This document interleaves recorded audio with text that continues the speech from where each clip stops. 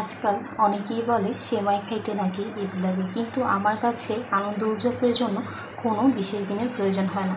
তো আজকে খুব মন চাচ্ছিল সেমাই রান্না করি, জামাই বলছিল রান্না করো। তো আমার মাঝে মাঝে এই রান্নার ভিডিওগুলো যখন ছাড়ি আগের দিনগুলোর কথা মনে পড়ে।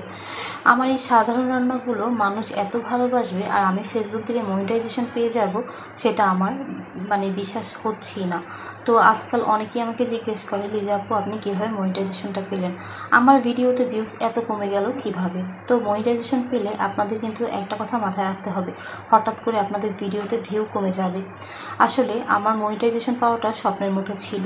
তো যাই হোক, আমি সেরকম কোনো প্রিপারেশন বা কোনো কিছু নিয়ে নামিনি। হাতের কাছে যে নর্মাল একটা ফোন ছিল আমার অনেক আগের, সেটা দিয়ে আমি স্টার্ট করি।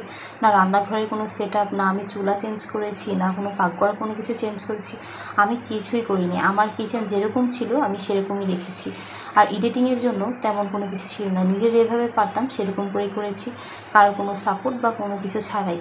তো যেটা হচ্ছে আপনার মনিটাইজেশন পাওয়ার বিষয়টা, আপনাকে লাগাতার প্রতিদিন ভিডিও ছাড়তে হবে। ভিডিওর ভিউ আমার শুরুর দিকে হঠাৎ করে একদম বেড়ে যায়, যখন আমি শুরুতে ভিডিও স্টার্ট করি। তো তখন অনেক কিছুই বুঝতাম না, অনেকগুলো ভিউওয়ালা ভিডিও আমি ডিলিটও করে ফেলি। তো যেটা হচ্ছে আপনাদের সবসময় এক কোয়ালিটির ভিডিও ছাড়তে হবে। যেমন আপনি ধরলেন রান্নার ভিডিও ছাড়ছেন, রান্নার ভিডিওটাই ছাড়তে হবে।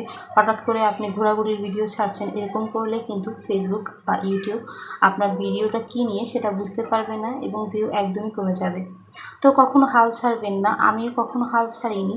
আমার ছোট 6 মাসের বাচ্চাকে নিয়ে আমি সবসময় ভিডিও এডিটিং করেছি এবং ভিডিও শ্যুটও করেছি, নিজে যেভাবে পেরেছি হাতে ধরে ভিডিও করেছি।